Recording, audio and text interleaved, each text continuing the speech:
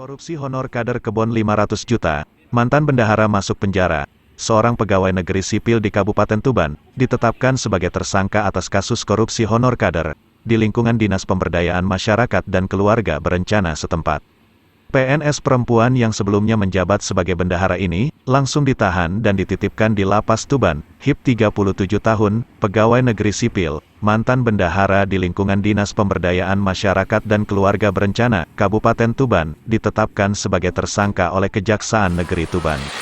Berdasarkan penyelidikan petugas, tersangka diduga melakukan korupsi honor kader keluarga berencana di lingkungan dinas tempat ia bekerja, tak tanggung-tanggung. Penilapan honor tersebut dilakukan mulai bulan September hingga Desember tahun 2021, atau sekitar 500 juta rupiah. Setelah ditetapkan sebagai tersangka, wanita 37 tahun ini langsung ditahan di Lapas Kelas 2B Tuban.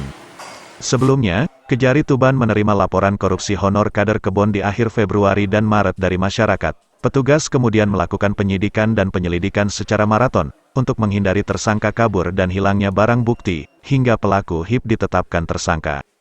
Uang sebesar 500 juta rupiah yang ditilap tersangka, seharusnya diterima oleh 382 kader kebon di Kabupaten Tuban dengan nilai Rp100.000 per orang, serta sebanyak 1.700 orang kader dengan masing-masing Rp50.000. Namun, uang tersebut justru ditilap pelaku untuk memenuhi gaya hidup.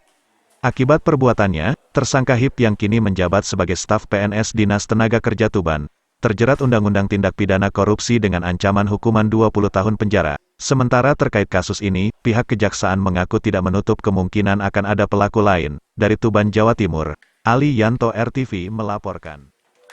Tersangka dalam melakukan aksinya ini dan menikmati sendiri.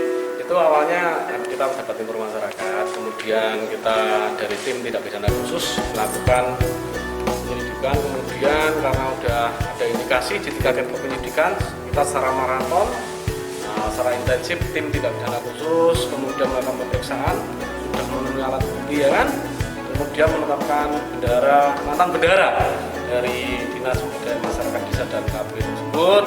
Sudah ada 2 alat bukti, kemudian pada tanggal 8 Jumat, sudah kita tetapkan tersangka, kemudian oleh tim penyidik melakukan penahanan. Ya, berapa ini nominal yang di nominal sementara yang kerugian negara sekitar 500 juta rupiah. Itu untuk apa digunakan untuk keterangannya dari tersangka untuk kepentingan pribadinya. Terus dijerat pasal berapa ya? Pasal yang penyidik sangkakan terhadap tersangka ini adalah pasal 2, pasal 3, dan pasal 8 Undang-Undang Tindak Pidana Korupsi nomor 3 sebagaimana telah diubah dan ditambah Undang-Undang Nomor 20 Tahun 2001.